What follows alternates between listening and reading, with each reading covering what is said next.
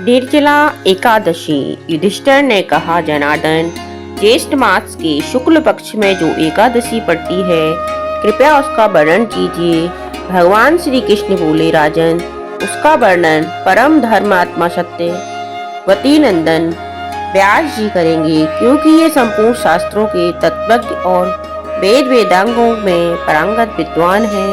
तब वेद व्यास जी कहने लगे, दोनों ही पक्षों की एकादशियों के दिन भोजन ना करें। द्वादशी के दिन स्नान आदि से पवित्र हो, फूलों से भगवान केशव की पूजा करें। फिर नित्य कर्म समाप्त होने के पश्चात पहले ब्राह्मणों को भोजन देकर अंत में स्वयं भोजन करें। राजन, यह सुनकर भीमसेन बोले, परम बुद्धिमान पितामहा, मेरी उत्तम बात सुनिए। राजा युधिष्ठिर, माता कुंती, द्रौपदी, अर्जुन, नकुल और सहदेव ये एकादशी को कभी भोजन नहीं करते तथा मुझसे भी हमेशा यही कहते हैं कि भीमसेन, तुम भी एकादशी को ना खाया करो। किंतु मैं इन लोगों से यही कहता हूँ कि मुझसे भूख नहीं सहन की जाएगी। भीमसेन की यह बात सुनकर व्यास जी ने कहा, यदि तुम्हें स्वर्ग लोक की प्राप्ति करनी है और नरक को गामी नहीं होना है तो दोनों पक्षों की एकादशियों के दिन भोजन न करना। भीमसेन बोले, महाबुद्धिमान पितामह, मैं आपके सामने सच्ची बात कहता हूँ, एक बार भोजन करके भी मुझे व्रत नहीं किया जा सकता, फिर उपवास करके तो मैं रह ही नहीं सकता हूँ। मेरे उदर में ब्रक नामक अग्नि सदा प्रज्वलित रहती है, अतः जब मैं बहुत अधिक खाता हूँ तभी यह शांत होती है।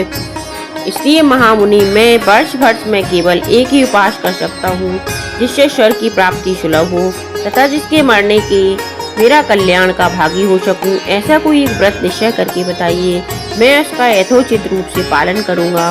व्यास जी ने कहा, भीम, ज्येष्ठ मास में सूर्य वृष राशि पर हो या मिथुन राशि पर शुक्ल पक्ष में जो एकादशी हो, उसका यत्न पूर्वक निर्जल व्रत करो। केवल कुल्ला या आचमन करने के लिए मुख में जल डाल सकते हो, उसको छोड़कर किसी प्रकार का जल विद्वान पुरुष मुख में ना डालें, अन्यथा व्रत भंग हो जाता है।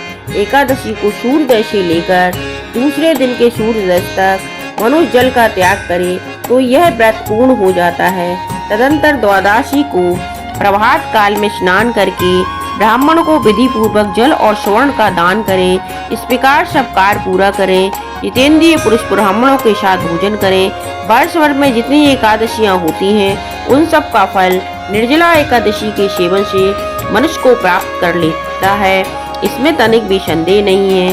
शंख चक्र और गदा धारण करने वाले भगवान केशव ने मुझसे कहा था कि यदि मानव सबको छोड़कर एकमात्र मेरी शरण में आ जाए और एकादशी का निराहार रहे तो वह सब पापों से छूट जाता है।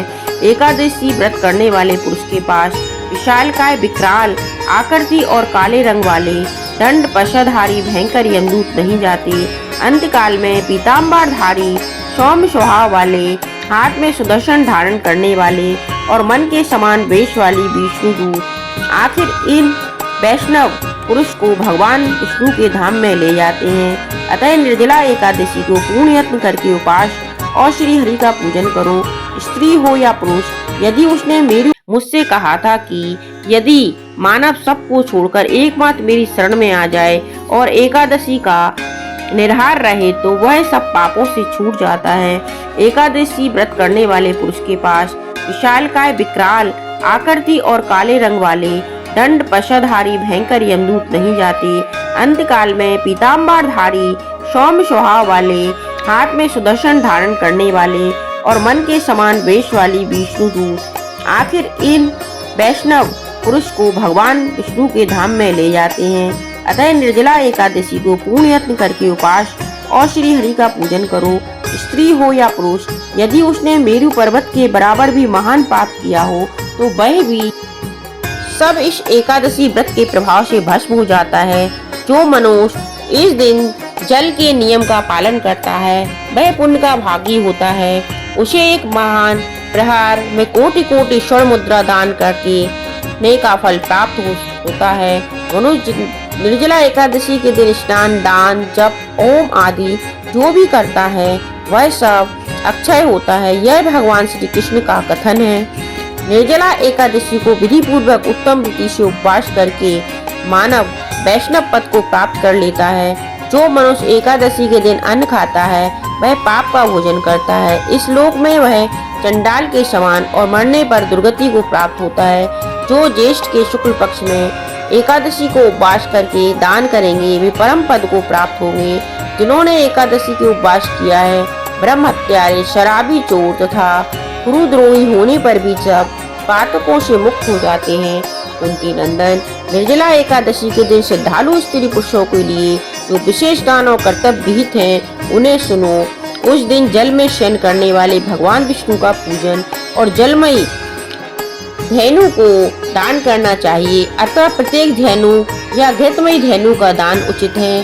पर्याप्त दक्षिण और भांति भांति के मिष्ठानों द्वारा यत्न पूर्वक ब्राह्मणों को संतुष्ट करना चाहिए। ऐसा करने से ब्राह्मण अवश्य संतुष्ट होते हैं और उनके संतुष्ट होने पर श्री हरि मोक्ष प्रदान करते हैं। जिन्होंने शम, दम और दान में प्रवृत्त हो श्री हरि की पूजा और रात्रि में जागरण करते हुए निर्जला एकादशी का व्रत किया है उन्हें ने अपने साथ की हुई बीती हुई 100 पीढ़ियों को और आने वाली 100 पीढ़ियों को भगवान वासुदेव के परम धाम में पहुंचा दिया है। निर्जला एकादशी के दिन अन्न, वस्त्र, गो, जल, शैया, सुंदर आसन, कमंडलू तथा छाता दान करने चाहिए। जो श्रेष्ठ तथा सुपात्र ब्राह्मण को जूता दान करना चाहिए वह सोने के विमान पर बैठकर स्वर्ग लोक में प्रतिष्ठित होता है। जो इस एकादशी की महिमा को भक्ति पूर्वक सुनता अथवा उसका वर्णन करता है वह स्वर्ग लोक में जाता है। चतुर्दशी युक्त अमावस्या को सूर्य ग्रहण के समय श्राद्ध करके उन्होंने जिस फल को प्राप्त करता है वही इसके श्रवण से भी प्राप्त होता है। पहले दंत धावन करके यह नियम लेना चाहिए कि मैं भगवान केशव की प्रसन्नता के लिए एकादशी को निराहार रहकर आचमन के सिवा दूसरे जल का भी त्याग करूंगा। द्वादशी के देवेश्वर भगवान विष्णु का पूजन करना चाहिए। गंधूप, पुष्प और सुंदर वस्त्र से विधि पूर्वक पूजन करके जल के घड़े के दान का संकल्प करते हुए निम्नांकित मंत्र का उच्चारण करें। देव देव ऋषिकेश संसारवातारकम उद कुंभ प्रदा नेन नया माँ परमागतम। संसार सागर से तारने वाले हे देव देव ऋषिकेश, इस जल के घड़े का दान करने से आप मुझे परम गति की प्राप्ति कराइए। भीमसेन, ज्येष्ठ मास में शुक्ल पक्ष की जो शुभ एकादशी होती है उसकी निर्जल व्रत करना चाहिए। उस दिन श्रेष्ठ ब्राह्मणों को शक्कर के साथ जल के घड़े दान करने चाहिए। ऐसा करने से मनुष्य भगवान विष्णु के समीप पहुंचकर आनंद का अनुभव करता है। तत्पश्चात द्वादशी को ब्राह्मण भोजन कराने के बाद स्वयं भोजन करें। जो इस प्रकार पूर्ण रूप से पाप नाशनी एकादशी का व्रत करता है वह सब पापों से मुक्त हो आनंदमय पद को प्राप्त होता है। यह सुनकर भीमसेन ने भी उस शुभ एकादशी का व्रत आरंभ कर दिया। तब से यह लोक में पांडव द्वादशी के नाम से विख्यात हुई। बोलो निर्जला एकादशी की जय हो। श्री कृष्ण भगवान की जय हो। वेद व्यास भगवान की जय हो।